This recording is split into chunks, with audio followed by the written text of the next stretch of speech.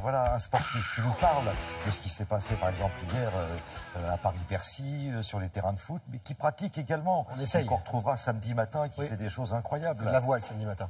Alors on commence avec du foot. Voilà, avec la Ligue des Champions et ce nul entre Monaco et Beşiktaş.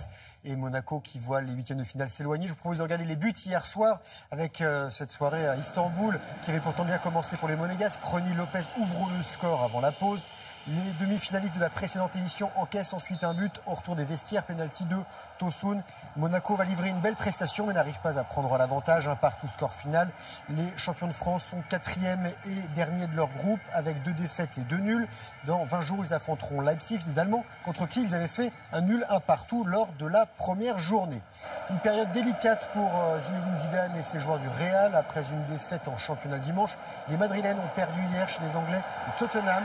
Dele Alli s'est offert, lui, un doublé pour les Spurs. Eriksen enfonce les champions d'Europe, qui réduisent le score quand même grâce à Ronaldo qui inscrit son 111e but en Ligue des Champions.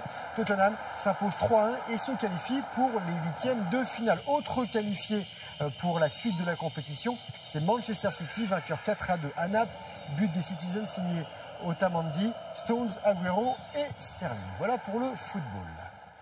Et on va à Paris-Bercy, on va dire Paris-Bercy, c'est le Masters. Exactement.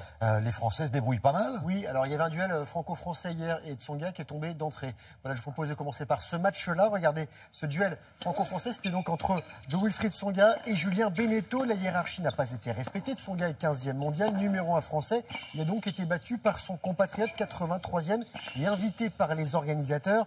Julien Beneteau l'emporte 2-6. 7-6, 6-2 et passe en huitième de finale où il affrontera David Goffin. David Goffin qui avait tombé ce joueur, notre Français Adrian Manarino. Le Belge lui est 10e du classement.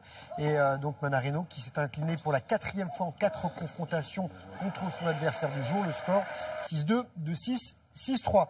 Un beau duel pour Richard Gasquet et Grigor Dimitrov, tête de série numéro 6. Le Bulgare a gagné 6-4, 6-4.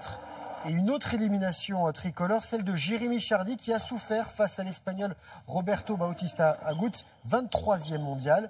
Le Français issu des qualifications perd 6-4, 6-1, ce point jusqu'au bout.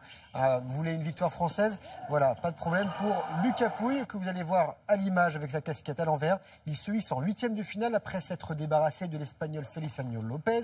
Le Français gagne 6-3, 6-4. Actuellement 18e mondial, il sera certainement numéro 1 tricolore s'il se qualifie ensuite pour les quarts de finale. Une dernière image de tennis avec l'entrée en lice de Rafael Nadal, le numéro 1 mondial qui n'a jamais gagné à Paris et qui a battu le Coréen Chung 7-5, 6-3. Il affrontera l'Argentin Cuevas au prochain tour et qu'il a déjà battu 3 fois en 4 confrontations. Voilà, donc quoi qu'il arrive, numéro 1 à la fin de l'année. Il restera. Parfait. Du basket à présent, Greg. Du basket avec la Ligue des Champions, ça s'est bien passé pour Nanterre, ça s'est moins bien passé pour Strasbourg. Et j'ai les images de Strasbourg. Je vous présente tout de suite 4e match de Ligue des Champions pour les Strasbourgeois en bleu, qui compte désormais 2 victoires, 2 défaites. La dernière en date, hier soir, à Venise, où ils ont coulé ces Strasbourgeois 78-67. De son côté, Nanterre s'est offert sa 3e victoire contre les Belges de Stand 75-74. Et en Eurocoupe, Villeurbanne, en noir ici, s'incline derrière 82-81 dans la salle de Tofaş Bursa en Turquie. L'Asvel qui reste sur 4 défaites, toutes compétitions confondues. Et pour terminer, de la voile avec le départ de la 2e étape de la Mini Transat hier à Las Palmas, aux Canaries, direction la Martinique. Grande traversée de l'Atlantique de quelques 2900 milles, ça fait à peu près 7000 km, 79 bateaux engagés. Ils devront passer par le Cap-Vert à cause d'un avis de tempête tropicale.